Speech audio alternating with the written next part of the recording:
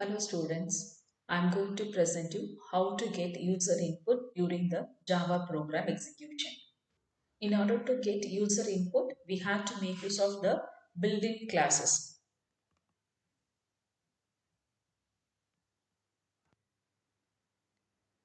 Using scanner class, we can get input. The scanner class is available within a util package. We have to import that util package. The functions available in the scanner class to get an input are next byte, next boolean. The boolean is to get a true or false value. Next int to get integer value. Next float is to get float type value. Next double is to get a double value. Next line is to get a string value. Let us see an example program in which we are going to make use of the scanner class. Here is the simple program which make uses the scanner class. See the scanner class.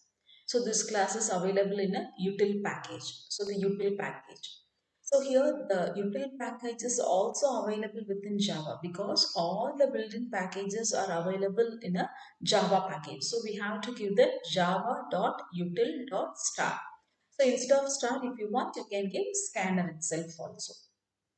Then, as you know that all the program should have at least one class. So here the class starts followed, that is the first you have to give a keyword class followed by the class name. I have given a class name as read input scanner. So this should be the file name also. Whatever may be the class name in which the main is available, that should be the name of file. So you have to be careful in giving the file name. That is, in this case, the R, I and S, these three characters are in caps. So in your file name also, these three characters should be in caps. So within this only, I'm having a main function. So your file name should be the class name in which main method is available. So within a main method, I'm creating a object for a class. So whenever you are using a class, for that class, we have to create an object. Through the object only, we can access all the member function. So I'm creating an object for scanner class. So the syntax of creating an object is class name followed by object name equal to new operator followed by the class constructor. So here we are going to get an input from the standard input device. So we are specifying that with the help of this system.in parameter. And I'm creating a variable of type integer. The variable name is a. To this only I'm going to get a value. So in order to get a integer value, we have to make use of the next int function. Next int function is available within a scanner class. So we can access this next int function with the help of scanner class object. The object name is yes. So yes dot next int. This particular statement will wait for user input. So the cursor will wait for your input. So when you are giving an input, that input value is assigned to the variable a. I'm declaring a boolean variable. See, in Java you can declare a variable wherever you want. So here I am declaring the boolean variable. So for that, the data type name boolean followed by the boolean variable name. So in order to get a boolean value, the function given is next boolean.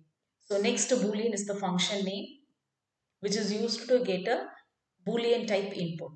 So in order to access that, we have to make use of the scanner class object s dot next boolean. This will receive a boolean value. You can give true or false, that will be assigned. So here I am just simply displaying that to value. Only for the integer value what I receive, I am just incrementing with the help of pre-increment operator and I am displaying it. Just I am getting a value and I am displaying that. Let us execute this code and see. I'm going for the command prompt for that. So within a command prompt, I'm executing. First, we have to compile the code. For that, the compilation command is javac followed by the file name. The file name is read input scanner. You have to give an extension of the file. The extension of file is Java. This will do the compilation. So if there is no error, the prompt will wait for the next one. If there is an error statement, it will show that. So as there is no error, the next prompt has been displayed over here. Now we can execute the code. In order to execute, the command is Java. So Java followed by the class file of the file what we compiled previously. So for that, the class file is the file name itself, read input scanner. So it is enough to give only the file name, no need to specify the extension dot class. Okay, this is the execution command, Java. Just give an enter. The cursor is waiting for the input. As per the programming statement, first input we have to give as an integer. I am giving integer 20 that will be assigned to the variable A. And once again, when I'm giving an entry, it is waiting for the next input. The next input statement, it is waiting to get a Boolean value, that is, I'm giving true here. Just when I may give an enter key, the next two statements in a program will execute. The next two statements are nothing but the display statement, system.out.println, that is going to increment the value given for A and display it. And the next statement is to display the Boolean value what he entered. See, for a variable A, we have given the value 20. So that value 20 should be incremented and that should be displayed. So for that we have to get a value 21, and so in this statement the value A is incremented and the incremented 21 will be displayed, and for the boolean just we are displaying the boolean value what we received. So when I giving an, let us look about the buffer reader option in a next presentation.